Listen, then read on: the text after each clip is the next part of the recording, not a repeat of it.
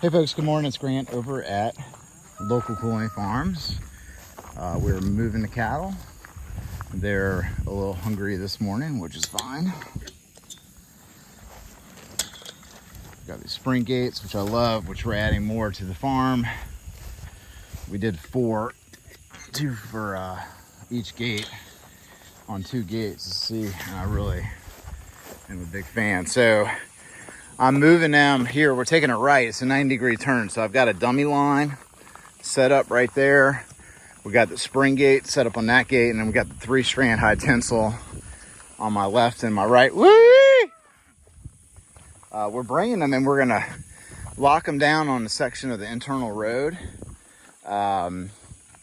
which is, we have not been grazing on the internal road, but I realized that how much space we have on the roads, and then I was watching all the growth on the roads, and I was like, oh, I need to start treating these sections of roads as a whole grazing grid. They're small, but I can still lock them down because we've got gates and we've got high tensile, and because this is a failed subdivision, when they put this road in, we got ditches to either side. So this is where we're going to close the gate on them. And then we've got the 3-strand. Well, this one's a 5-strand. That's one of the original. That's a perimeter fence. We got 3-strand over there. So this is one of the main grazing paddocks. So what I just walked into is about an acre, just a little bit less than an acre. It's like 0.8 of an acre. And then we're going to lock them down in here. And we've got a lot of a good grazing grass in here. We got a lot of ragweed. They're going to chew on that.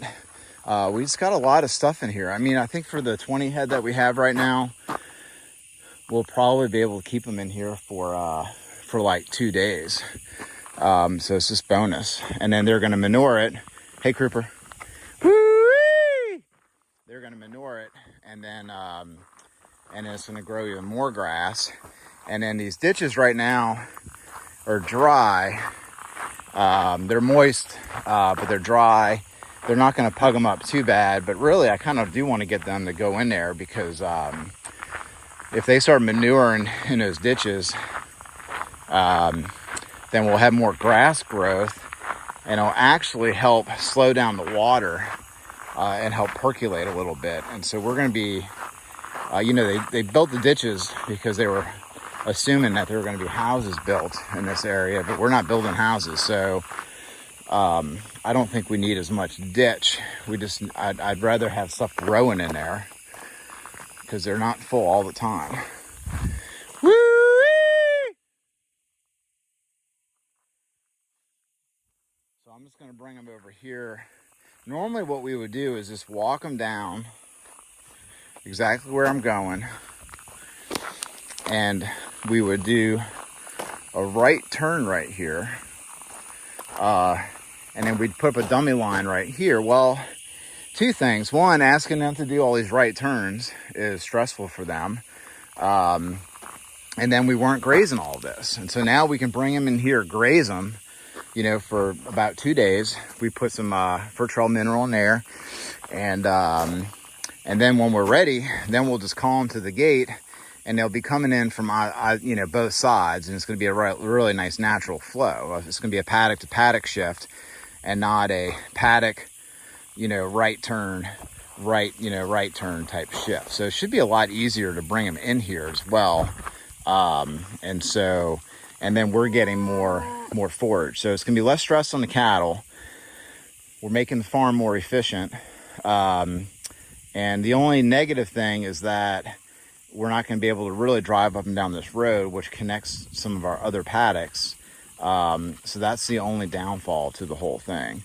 But it's all right. We'll just have to re-ride around it, just detour around it. They're going to find that mineral, and then I still got to set up their water, which I'm going to do. And they're going to be good to go. They got plenty of shade in here. They got plenty of really good forage. There's a lot of bahia in here, and a bunch of other stuff that they eat on, and they're gonna get after it. I mean, that steer right there, he's getting after the common ragweed just right off the bat. That's the first thing that he's going after. So they're gonna have fun in here. And then that's what we're doing today. And then so I had to set up for it. And so I put another dummy line in over where that pickup truck is. We've got well, it's not a dummy line, it's actually hot. It's at like 5K right now. So if they touch that, they're gonna get popped pretty good. And so, all right, we got, yeah, I know, you're in here now, you're moved. So start eating.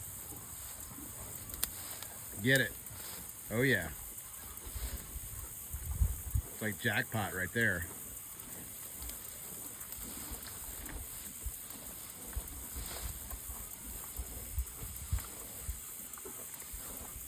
And this is the, so the cattle are over there where I was filming.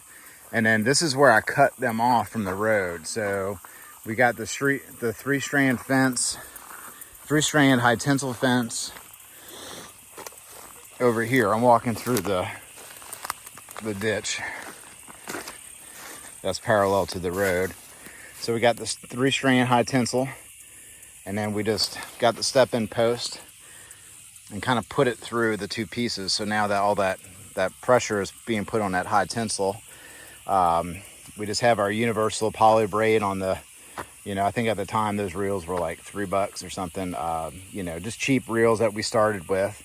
And then we just put in the step-in posts, and then we had cut this before with the combi hedge trimmer. So we had trimmed all this up.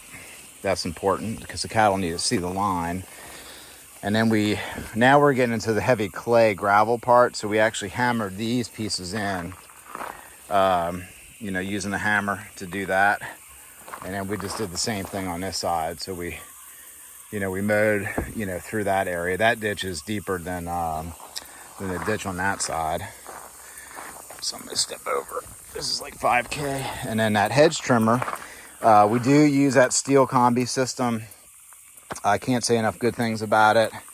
And then the hedge trimmer attachment is the thing to get when you have to make quick laneways and brush like this, because you can just do a super beautiful job, go right through that. We actually used that hedge trimmer in the fields before we had the tractor and the bush hog. And so needless to say, making laneways with the bush hog now is a complete godsend, game changer compared to using that hedge trimmer. But when you're starting out, or if you're in a pinch, that combi system from steel can really be a huge asset to you. And then if you get it, you start with that, and then let's say you do get a small tractor and a bush hog, you're still going to use that thing all over the place, all over the farm. You're never going to not be able to use that thing. So it's a great investment. All right, well, they're here, and they're 0.8 acre road paddock.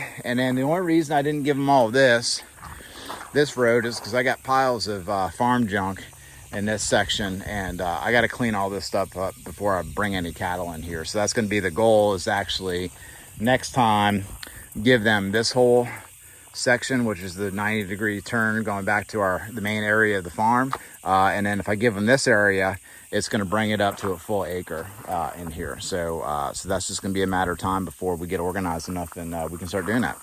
All right.